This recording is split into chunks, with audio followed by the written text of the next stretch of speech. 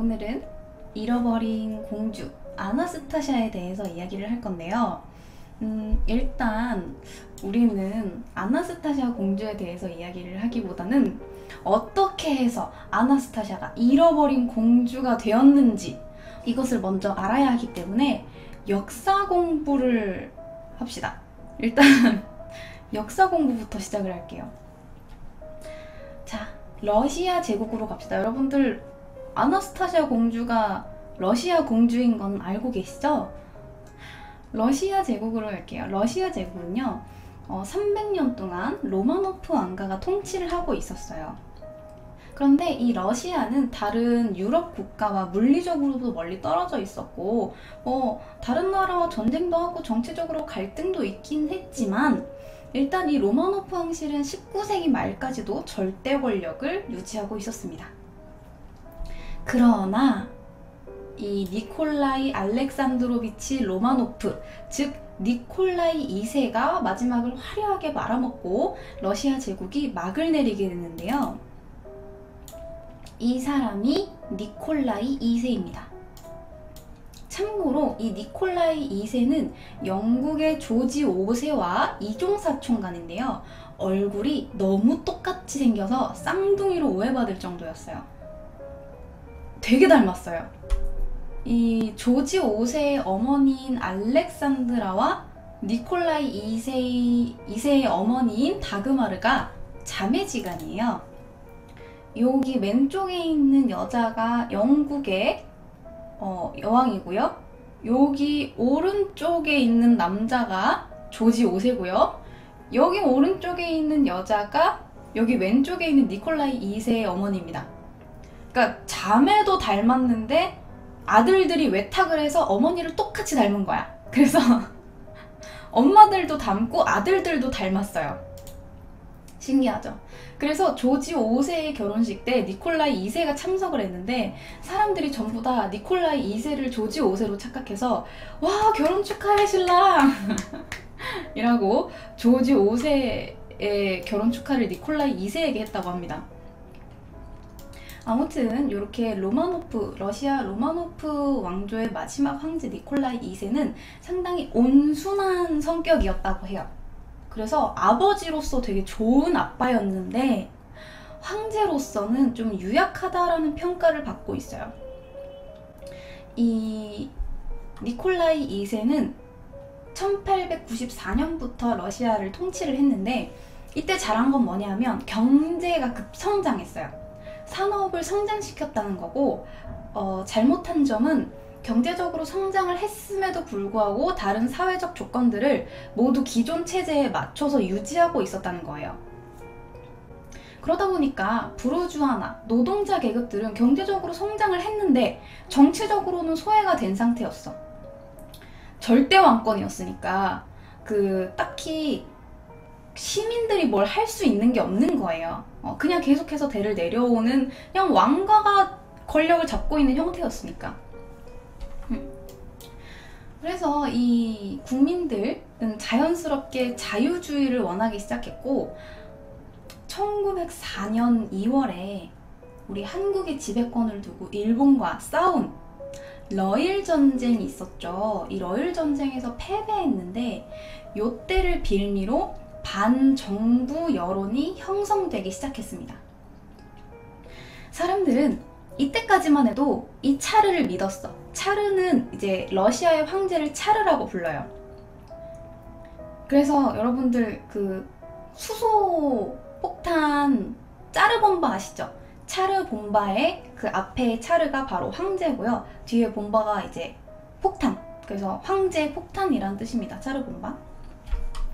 그래서 짜르는 괜찮은데 이 신하들이 정치를 되게 못한다고 생각을 했던 러시아 사람들은 그동안 받았던 부당한 대우들, 그러니까 막 11시간씩 노동을 한다든지 노동조합이라는 게 없어서 노동조합을 이제 만들고 싶다라든지 이런 요구사항들을 적어서 청원서를 들고 가서 궁 앞에서 우리 존경하는 아버지 차르 앞에서 의견을 전하면 우리 차르가 그걸 받아들일 거라고 생각을 했어요.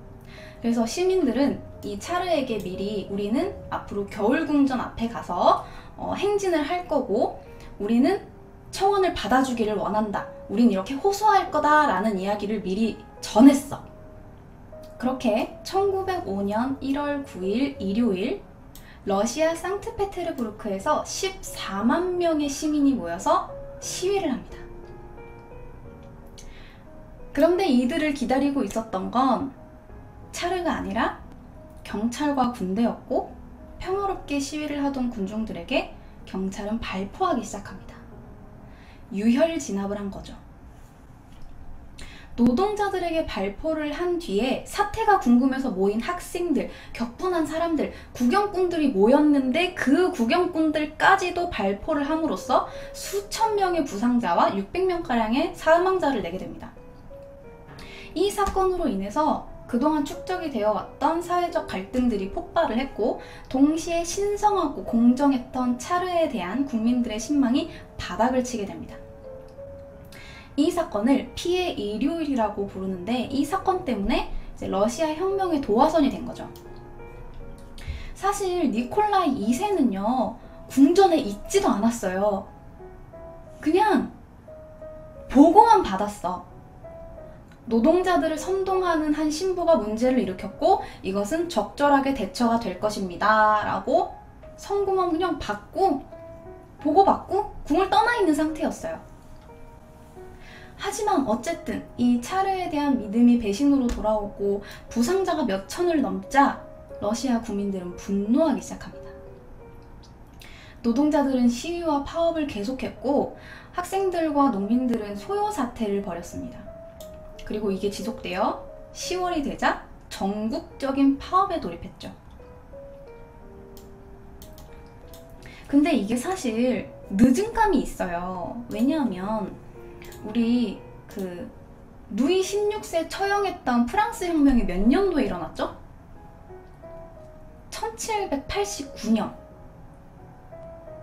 근데 벌써 20세기인데 전제 정치를 운운하면서 뭐 아버지가 반동 정치를 하고 있고 뭐 어쩌고 저쩌고 왕권이 어쩌고 이러고 있으니까 이제 엎을 때가 된 거야. 어쨌든 이 니콜라이 2세는 10월에 국민들의 자유와 입법권을 보장하는 선언을 하면서 황제의 독점적 권한을 좀 제한을 하고, 시민들의 양심의 자유, 표현의 자유, 집회 결사의 자유, 정치적 권리와 자유 등을 허용을 해줍니다. 자, 무려 20세기에 이것을 발표를 하고 이걸 10월에 선언을 해서 10월 선언이라고 불립니다. 자, 그제서야 이제 일부 국민들은 이제 정부를 믿어보자 라고 이야기를 하면서 혁명을 그만두었고, 일부는 안 돼, 우리 계속해야 돼, 우리 노동자들의 뭐 권한을 위해서 우리는 계속 싸워야 돼 라고 이야기를 했지만, 빠져나가는 사람들이 많았기 때문에 이 혁명은 흐지부지 돼서 1차 러시아 혁명이 그렇게 끝이 납니다. 10월 선언은 했는데 어쩔 수 없이 양보를 한 거지, 사실 니콜라이 2세는 틀을 바꿀 생각이 없었어요. 전제 정치의 틀을 계속 유지하고 있었던 1914년에 또 사건이 터지죠. 1차 세계대전이 발발을 합니다. 러시아가 참전을 했고요. 안 그래도 이 러시아 정세는 지금 뒤숭숭해 있었어요. 1907년쯤부터 막 라스푸틴이라는 사람을 데려와가지고 뭐 정치가 어쨌네, 뭐 신권이 어쨌네 막 이러면서 막 암살을 한 해 만에 하고 있었던 상황인데, 전쟁까지 터져버리니까 남편 끌려가죠, 아들 끌려가죠, 돈도 못 벌죠, 막 빵값은 뛰죠. 이러니까 국민들이 짜증나기 시작하죠. 근데 거기다가 이겼으면 모르겠는데 계속 지잖아. 근데 계속 지는 전쟁에다가 물자를 퍼다 쓰니까 국내에는 식량이랑 물자가 턱없이 부족하고요. 굶주림에 지쳐있는데 거기다가 러시아잖아. 영하 20도야. 막 힘들어 죽어, 국민들이. 그러다 보니까 이 국민들이 식료품 가게를 터는 일이 좀 잦아지고, 노동자들은 빵과 평화, 토지와 자유 이런 걸 외치면서 파업이랑 시위를 계속했습니다. 달래놓은 지 10년도 안 돼가지고 또 이렇게 사람들이 난리가 났어요. 그렇게 마침내 1917년 3월 차르 타도 전쟁 반대 외치면서 러시아 민중들은 왕궁으로 몰려들었고, 이들을 진압해야 할 진압군들이 기차를 타고 와야 되는데 파업 때문에 못 와. 그리고 한 연대 하사가 자기 지휘관을 쏘면서 혁명에 가담을 했어요. 결국 시위를 진압하던 사령관들은 진압을 포기해버렸고, 전쟁에 지쳐있던 병사들까지 혁명 편에 섭니다. 지켜줄 사람이 아무도 없어요.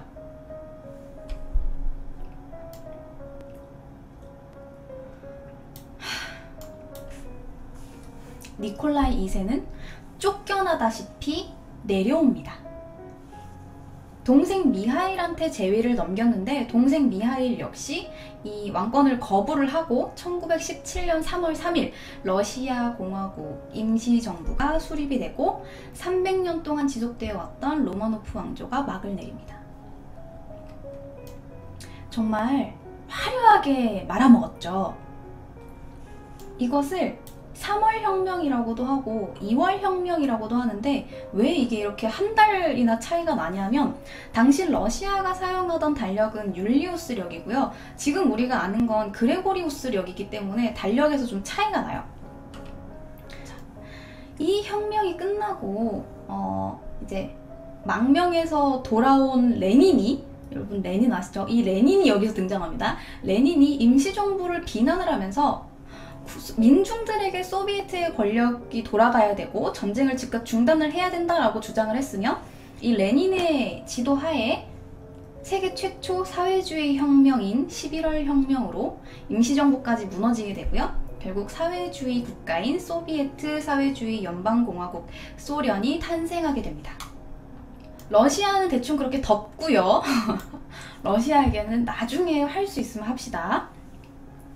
자, 스킵. 자, 넘어가고, 오늘은 아나스타시아 이야기를 하러 온 거잖아요. 자, 그러니까 1917년에 끌려 내려온 니콜라이 2세와 그 가족들은 1918년에 참혹한 일을 당하게 되는데, 여기에서 아나스타시아 공주 이야기가 나옵니다. 자, 배경 지식을 알았으니까 이제 아나스타시아 공주 이야기를 좀 해볼게요. 일단 가족들은 다 잘생기고 다 예쁩니다. 아주 화목한 가정이었습니다. 러시아 황제 니콜라이 2세와 독일의 공녀였던 알렉산드라 사이에 장녀 올가와 티타니아, 마리아, 아나스타샤, 그리고 막내 아들 알렉세이까지 줄줄이 딸이었던 이 집의 막내딸 아나스타샤와 황태자, 앞으로 황제가 되었을 알렉세이까지 완벽해 보이는 가정이었습니다. 특히나 이 아나스타샤는 황제의 자식들 중에서 국민들에게 가장 많은 인기를 얻었던, 가장 많은 사랑을 받았던 공주였는데, 황실에서 팔았던 우표 중에서도 가장 많이 팔린 우표가 바로 아나스타샤 공주 거였다고 해요. 이유는 성격도 활발하고 워낙 비글 같아서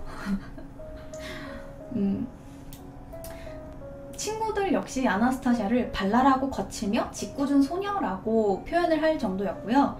이 아나스타샤는 사진 찍는 걸 되게 좋아했대요. 그래서 나중에 사진집이 나오기도 했는데, 사진 찍는 걸 좋아했고 영어도 잘했고 자수도 잘 놓고 장난도 많이 치고 그러면서도 영특했기 때문에 이 말괄량이 공주가 황실과 국민들에게 엄청난 사랑을 받았는데, 얼마나 장난꾸러기였냐면 하루는 짱또를 눈덩이에 넣어가지고 둘째 언니한테 집어 던진 거예요. 근데 이거를 정통으로 맞아서 언니가 기절을 했어. 그러다 보니까 아나스타샤는 내가 언니를 죽였어 라면서 둘째 언니가 깨어날 때까지 울기도 했고요. 부모 몰래 담배를 물어보다가 혼나기도 했고요. 정말 말썽꾸러기죠.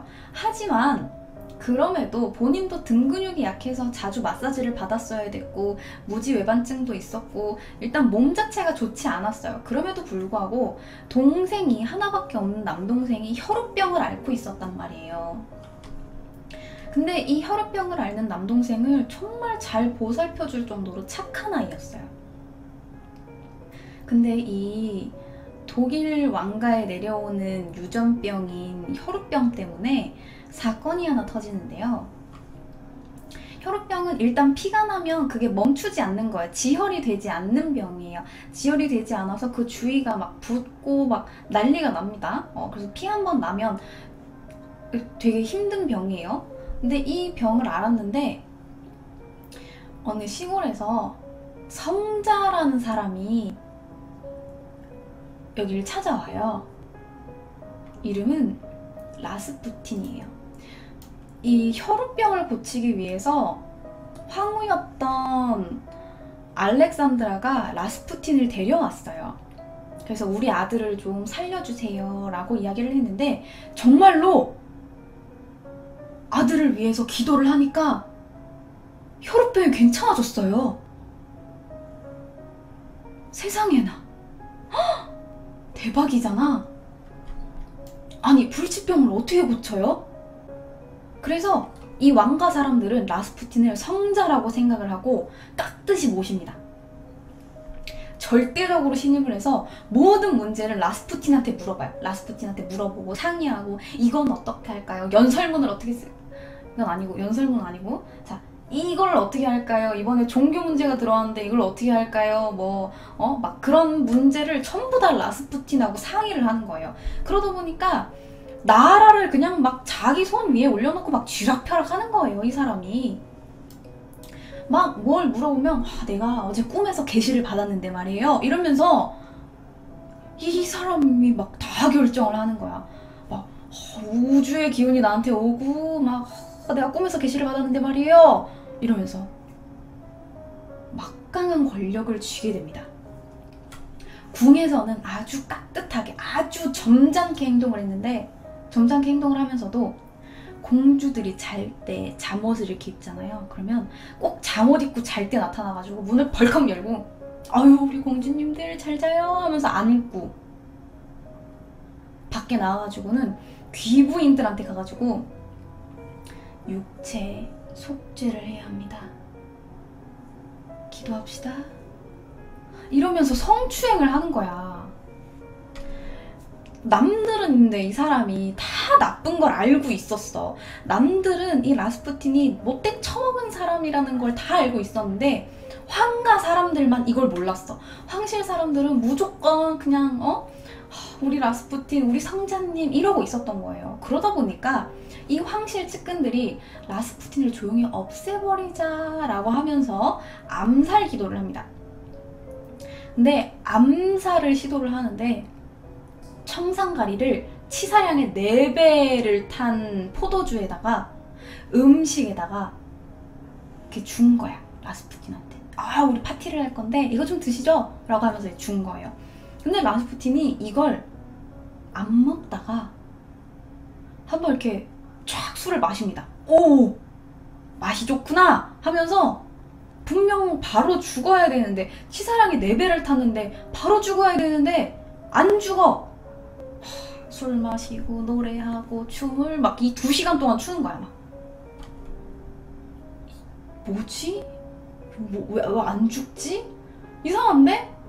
라고 생각을 하다가 한 명이 그걸 못 견뎌서 총을 꺼내서 그냥 총을 쏴버립니다. 아니 진짜 그냥 총을 쏘지. 총을 탕 쐈는데 라스푸틴이 거기서 다 꼬꾸라진 거야.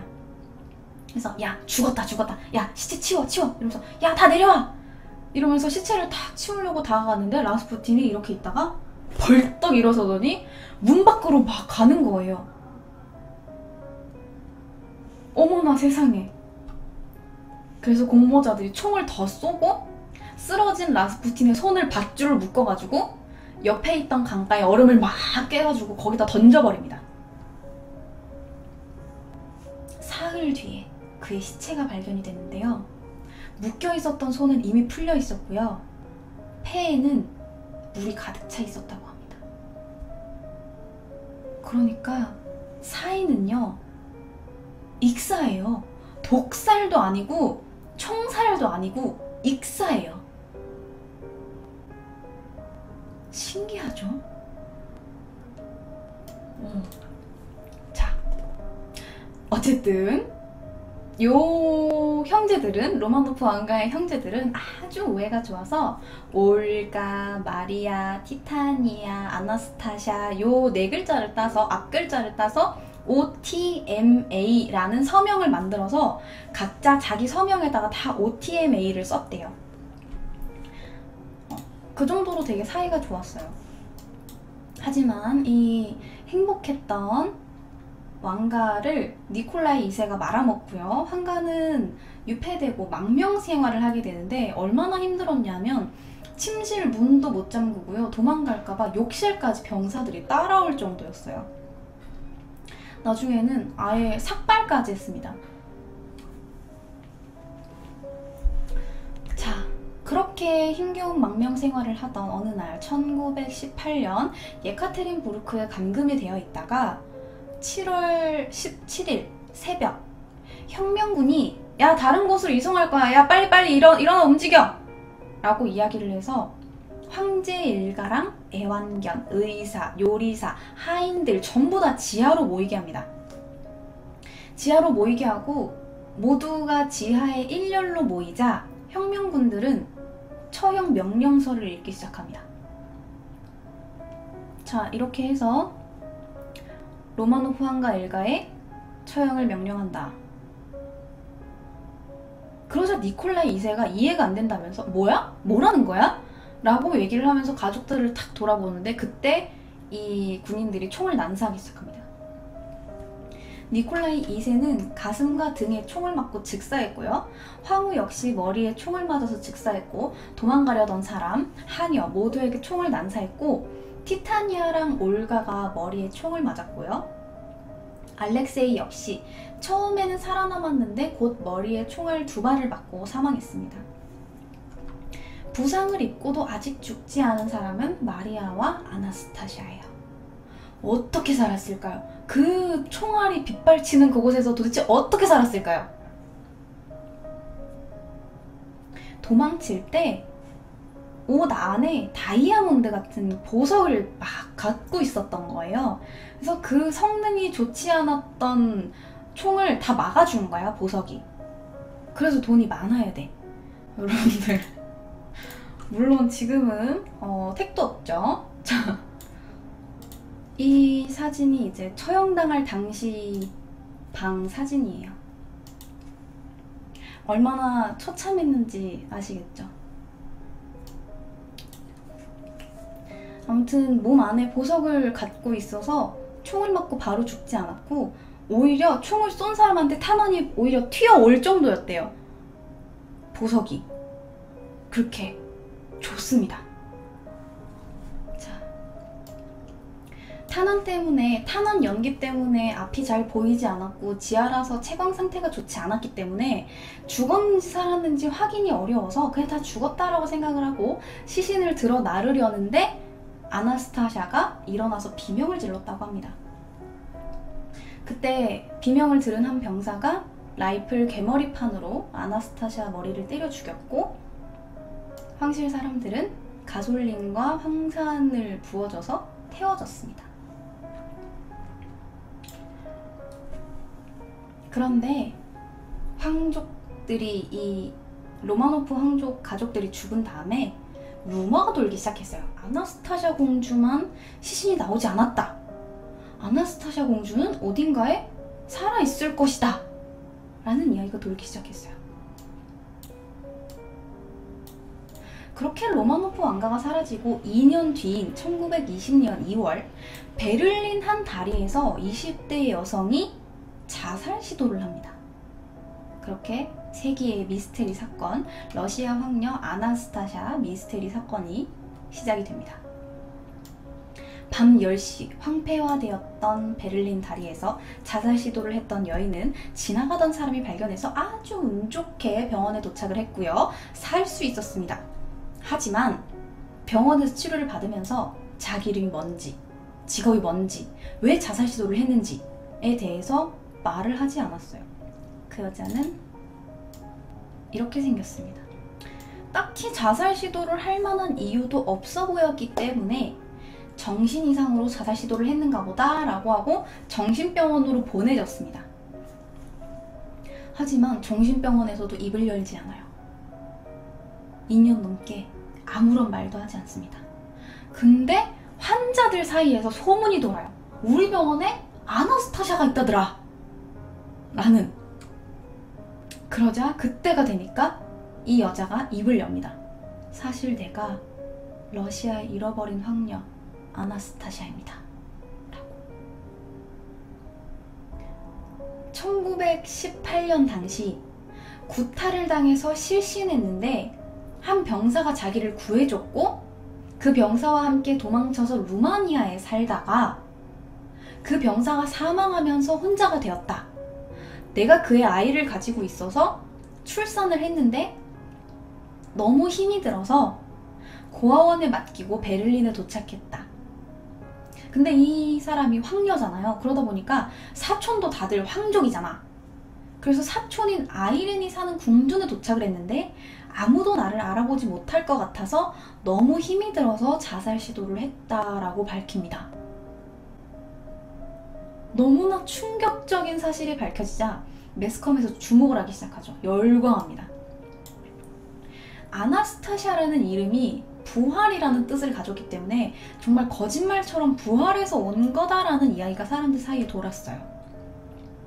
황실 가족들에 대한 책과 기사가 쏟아지기 시작했고 황실 가족들이 사실 죽은 게 아니라 다들 죽음을 위장하고 어딘가에 숨어 살고 있다라는 음모론까지 돌기 시작했어. 거기다 당시 베를린에는 볼셰비키 혁명 때 빠져나온 러시아 사람들이 많았기 때문에 이 황족들을 기둥으로 해서 다시 러시아가 부활하길 바라는 사람들도 있었단 말이에요. 그러다가 뜬금없이 아나스타샤 공주라고 주장하는 사람이 나오니까 팬이 되고 진짜로 아나스타샤라고 믿은 거죠. 이 사건이 일파만파 퍼지자 유럽 황실에서는 진짜 이 여자가 아나스타샤인지 확인을 해보려고 당시 가정교사까지 보냈어요. 근데 처음에 이렇게 옆에서 관찰만 하던 가정교사가 이 여자는 진짜 아나스타샤 공주예요 라고 이야기를 했으나 직접 이 여자랑 만나서 이야기를 한 뒤에는 가짜라고 이야기를 했고, 아나스타샤의 숙부였던 안드레이 대공이라는 사람은 아니에요, 이 아이는 진짜 우리 조카인 아나스타샤가 맞아요 라고 주장을 합니다. 그래서 아나스타샤를 후원해 주기까지 했어요. 본인이 아나스타샤라고 주장했던 사람은 자기 이름을 안나 앤더슨이라고 부르기 시작했어요. 근데 실제로도 아나스타샤랑 조금 닮은 듯한 외모, 비슷한 필적에 황실에서 있었던 일, 황실 예법, 어렸을 때 얻었던 흉터 모든 게 일치하고 귀 모양까지 17군데가 동일한 조직이 발견됐어요. 그래서 이 여자를 진짜 아나스타샤라고 생각하는 사람들이 적지 않았어요. 게다가 공주들과 자주 춤을 췄던 군인의 별명도 알고 있었고요. 그 춤을 췄던 상황도 알고 있었고요. 춤을 춰봅시다 했는데 그 춤까지 똑같이 재현해냈어요. 그 군인 역시 아나스타샤 공주님이 맞습니다 라고 주장했어. 이러한 진짜다 가짜다 하는 진실 공방은 37년 동안 계속됩니다. 세기의 이목을 집중시키기 충분하죠. 그동안 니콜라이 2세가 사실 영국에 망명 신청을 하면서 은닉해놓은 재산이 어마어마하다, 그걸 노리고 아나스타샤라고 주장을 하는 거다 라는 사람들이 있었는데, 처음에는 이 안나 앤더슨도 난 돈에 관심 없어요, 나는 싫어요 라고 이야기를 하고, 내가 법정에서 너한테 유일한 증언을 해줄게 라고 말하는 사람까지 다 멀리했어. 아니 왜? 그 가운데 황실 주치 가족들이 아나스타샤라고 주장하는 이 안나 앤더슨을 만나서 후원을 해줬고, 1938년에 소송이 시작됩니다. 수백 명의 유럽 황실 가족들, 하녀, 관계자들이 다 법적 증인으로 나왔고 대질신문까지 했는데 해답이 안 나와. 이 여자가 진짜다 아니다라고 밝혀줄 수 있는 사람이 아무도 없는 거예요. 다 진짜다, 이래서 진짜다라고 하는데 진짜다 들어보면 그런 거 같기도 하고, 가짜다 이야기하는 거 들어보면 가짜인 거 같기도 하고, 그런 거야. 그렇게 1970년 나요. 판결이 났는데 뭐라고 났냐면 안나가 러시아의 황녀 아나스타샤인지 아닌지를 재판부는 증명도 부정도 할 수 없다. 그러니까 모르겠다는 얘기예요. 우리도 모르겠다고. 근데 이 과정에서 이렇게 뭐 아나스타샤다 아니다 막 말이 나오면서 그 말이 나오는 과정 자체가 사람들이 열광하는 거예요. 그러다 보니까 수십 편의 영화, 소설의 주인공으로 등장을 하고 당연히 돈을 엄청나게 벌어서 미국에 정착을 합니다. 1968년에 유럽 왕가와 역사에 관심 많은 남자를 만나서 나는 사실 진짜 아나스타샤예요 라고 이야기를 하면서 결혼을 합니다. 결혼하고 변호사를 통해서 자기의 권리를 주장하기 시작했어. 내가 아나스타샤다. 그러니까 로마노프 왕가와 러시아 황실의 유산 상속은 내가 받아야 된다. 라고. 그리고 후원받은 돈과 남편의 돈으로 호의호식하고 잘 먹고 잘 살다가 결국 유산에는 손가락 하나 못 대보고 1984년 84세의 나이로 사망합니다. 죽을 때까지도 내가 아나스타샤였어 라고 하면서 죽었어요. 요게 1918년 당시 아나스타샤예요. 요 사진은 진짜 아나스타샤. 그리고 요 사진이 안나 앤더슨의 묘비예요. 아나스타샤라고 적혀있죠. 아나스타샤. 묘비까지 아나스타샤라고 적었어요. 그런데 자, 그러면 이게 진짜일까 가짜일까 우리는 모르지. 어떻게 알아요 우리가. 근데 1991년에 비밀리에 매장이 되어 있던 니콜라이 2세와 알렉산드리아 그리고 3명의 공주 유골이 발견이 됐습니다. 자, 그럼 2명은 어디 갔을까요? 1명 공주가 더 있어야 되고 황태자도 있어야 되는데 없잖아.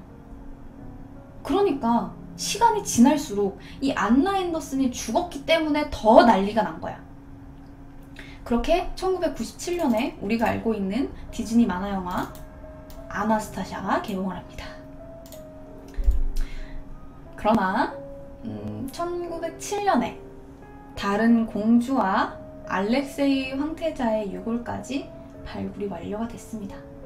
집 근처에 60m 정도 떨어진 곳에 따로 매장이 되어 있었어요. 그래서 못 찾았던 거예요. 그리고 시간이 지났잖아요. 최첨단 과학이 있잖아요. DNA 검사를 합니다. 근데 안나 앤더슨이 치밀하게도 죽으면서 저 화장해주세요 라고 이야기했기 때문에 DNA가 뭐 없어요. 검사가 어렵습니다. 그런데 아주 다행스럽게도 1979년에 한 병원에서 내장 조직을 도려낸 적이 있는데 이때 병원에서 이걸 보관을 하고 있었대요. 그리고 왕가의 DNA 역시 알렉산드리아 황후가 영국의 빅토리아 여왕의 손녀였기 때문에 친척인 에딘버러 공의 DNA와 로마노프 왕가의 DNA가 비교가 됩니다. 그리고 니콜라이 2세 역시 황태자 시절에 일본에 간 적이 있었는데요. 일본에 갔을 때 오스 사건이라는 게 있었어요. 그것 때문에 조직 샘플이 남아있었고 지문 같은 게 남아있었고 비교 분석이 가능했습니다. 오스 사건은 뭐냐면 일본 순사가 너무 뜬금없이 일본에 와있던 니콜라이 2세 머리를 일본도로 내리 찍은 사건이에요. 너무 뜬금없이 그냥 칼로 내리 쳤어요. 근데 아주 다행스럽게도 머리를 스치는 바람에 찰과상만 입었고요. 오스 지방에서 있었던 일이라고 해서 오스 사건으로 불리는데 이 순사는 그가 유람만 즐기는 것에 분노했다라고 하면서 머리를 내리쳤대요. 그래서 살인미수로 무기징역을 받았는데 그 해에 9월에 옥사합니다.